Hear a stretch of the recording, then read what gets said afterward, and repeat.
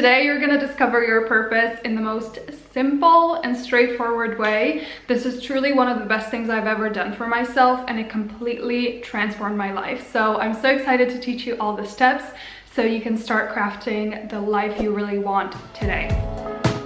Do you remember what you told me? Hello, my sweet little angels. Welcome back to the channel. If you're new here, hi, I'm Nika. Very nice to meet you. This channel is a safe place where we discuss all things self-growth and explore different tools and ways to just create a life we're obsessed with. So welcome. So today we're going to discuss our purpose and our passions, which is like one of my favorite topics of all time. So I'm so excited and so pumped to share all of these tips and tools and little nuggets with you today. And I can't wait to hear what you discover or uncover. I'm a firm believer that if you don't design the life you want to live, someone else or something else will. Even if that's your subconscious limiting beliefs, society's expectations, your parents' expectations. I'm all for taking responsibility and being empowered on your own path. So I'm so excited for you to take things into your own hands and just create the life you're in love with, regardless of what other people have to say about it, because it's your life. Jane, do you remember what you told me? So the first thing I wanted to share is that your purpose is not outside of yourself. It's a reflection of who you are and your life. And so this is not something you have to really teach yourself. Obviously, you might discover new ways to express your purpose, but it's not outside of yourself. It's already in you. This talent and passion and gift is already here, and it's often so much more simple than we think, and it's like right in front of our faces, and usually other people can see it but we can't. So I don't want you to feel intimidated or go on this quest of like rigidly trying to find your purpose and put this label in this box around yourself. No. This is very simple, and it should be a reflection of who you are. Do you remember what you Number two, the essence of your purpose doesn't change throughout your life, but the way you express it often does. So I'm gonna give you an example. So let's say that my purpose is helping children. I've always felt very connected to children. I've loved spending time with kids and discovering their little quirks and personality traits and helping them express those and find what they're interested in. So to simplify, my purpose is to help children. And so at one point I might be a kindergarten teacher, and that's how I'm fulfilling or expressing this purpose. But then as time goes on, that isn't really fulfilling to me anymore. Maybe there's certain parts of the job I don't really enjoy. I love being with children, but like kindergarten just ain't it, okay? So then once I quit my kindergarten job, I might open a nonprofit that helps children from broken families, or I might become a mother, and that's a beautiful way to express this purpose during that time. So I want you to understand that your purpose is a lot more emotional, and then your jobs and what you do is just the way you express it. And so helping children is very broad. Like there's so many different ways you can do that. So yeah, just keep that in mind as we go through these exercises and as you start to embark on this journey of following your purpose. Do you remember what you told me? Number three, discover your top 3 values. Your values are a huge part of your purpose, and also just a huge part of you being happy in life and making the right decisions for you. So I'm going to share with you a personal example. So my top value in life is freedom. In the past, I've made a lot of decisions where I didn't keep this value in mind because I wasn't aware of it. So I took on projects and jobs that just didn't give me the freedom to have my own schedule, to do things that I want to do. Like people telling me what to do, it doesn't work for me. Or people telling me how I should live my life, when I should work, how I should work. That is, no, I can't do that. I feel like I'm in a cage and I hate it, and it like drains my energy. And that's just like my own personal value. When I figured that out, I started making decisions that were in alignment with that. And so now if I'm having a hard time making the right decision, then I think of my values and I'm like, okay, is this relationship gonna offer me freedom? Is this new project gonna offer me freedom? Or am I gonna feel caged in? Because that really like drains me. And your purpose is something that gives you energy, it fulfills you, it makes you excited and passionate for life. It's not one of those things that you just despise doing and you just can't get yourself out of bed. Like, no, that's how you know that you're not on the right path in terms of your purpose. And so another example could be maybe your top value is family. And so for you, maybe you want to be a stay-at-home mom so you can spend time with your family all the time. Or maybe if one of your other top 3 values is independence, then maybe you do want to have your own job and income, but you maybe want to work from home, or maybe you don't want to spend hours and hours in that job because, again, your top value is family and that should be your main priority. And so just figure out your top 3 values, look at the decisions you've made in the past, the good ones and the bad ones, why they were good, why they were not good. Really go to the depth of these values and figure it out. If you're having trouble, you can always just Google like list of values and go through them and just pick out the ones that really stand out and give you that like emotional, yes, that's me. Do you remember what you told me? Number 4, your purpose is your joy and happiness, and also like passion and excitement. They're not separate. So your purpose in a lot of ways, or in all ways, is about following what makes you happy and following your own little calls of intuition and joy. I know that sounds so like woo-woo, but it's so true. Make a list of things that make you happy and commit to doing however many you can a day. And these can be simple things. Like for me, I incorporate things that make me happy into just my daily routine and schedule.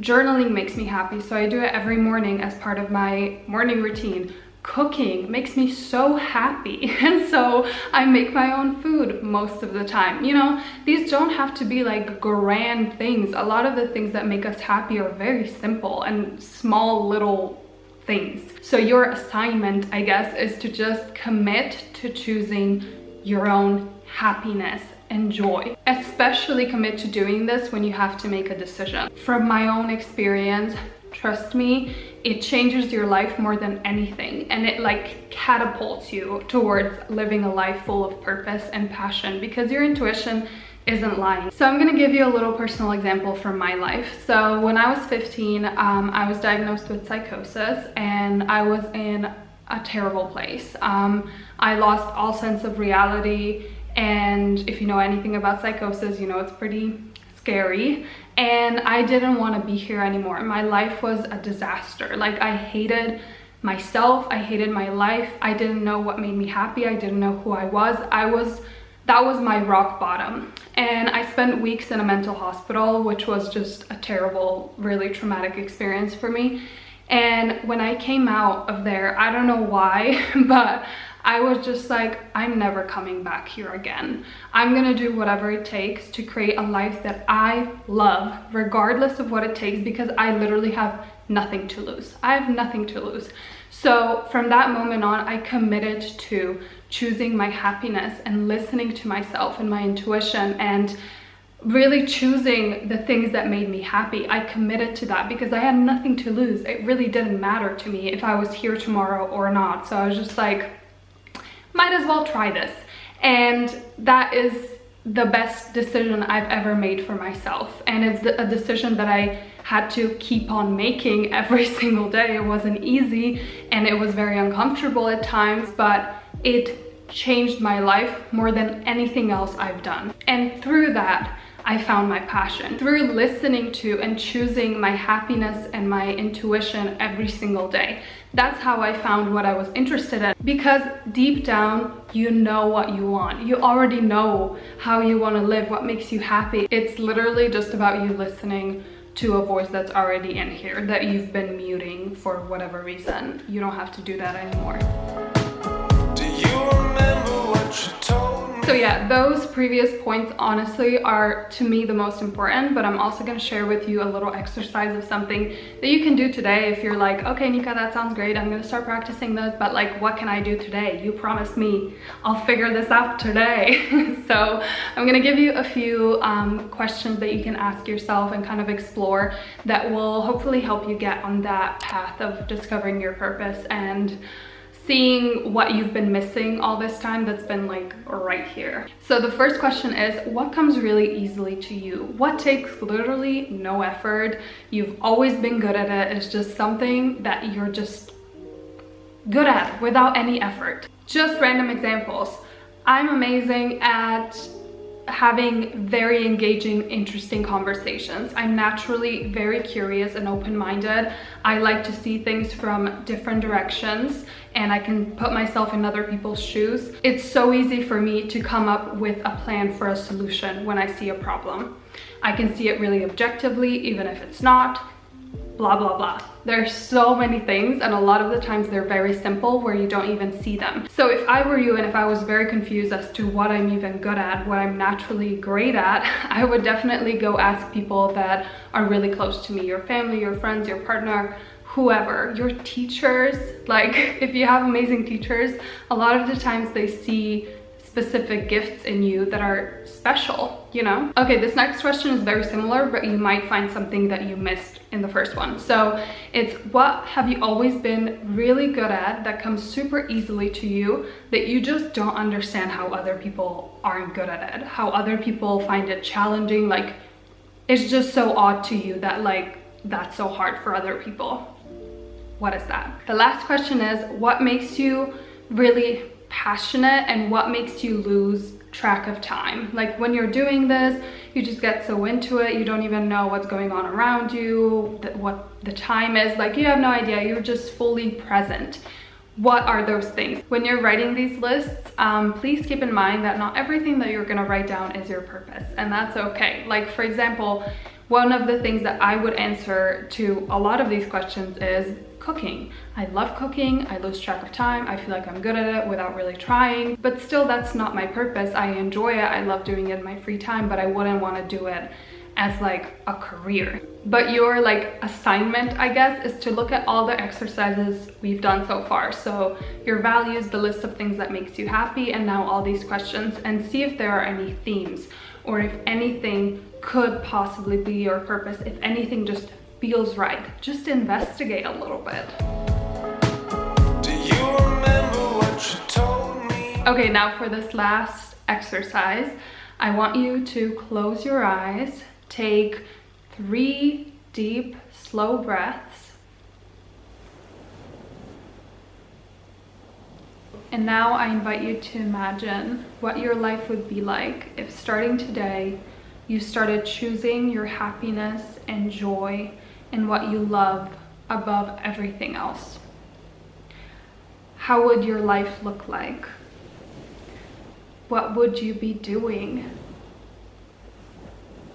How would you be spending your time?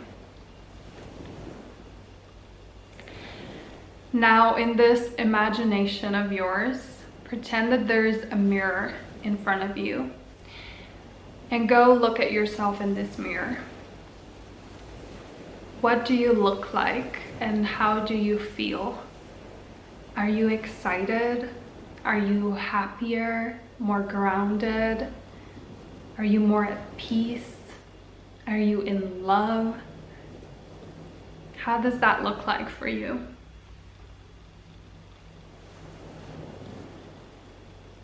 When you feel ready, open your eyes. And I invite you to write down this vision that you had. And now start committing to this life every single day. In this journaling exercise, you can also write down how that would look like every single day. But the main practice here is just you starting to choose your happiness and your joy and what you love every single day. And so this exercise just helps you to see what that looks and feels like, because it's different for everyone. We all have different passions. If you enjoyed this video and found it helpful, you should check out Say Hey Happiness. It's full of tools and exercises just like this that I share every single day on there. And we also have free self-development related workbooks. I'm gonna link all the ones that we've got so far in the description box, so definitely check that out. And let me know in the comments what you discovered throughout this video. I would love to know. And yeah, that is it. I can't wait to see you all soon, and I'm wishing you a beautiful, beautiful day.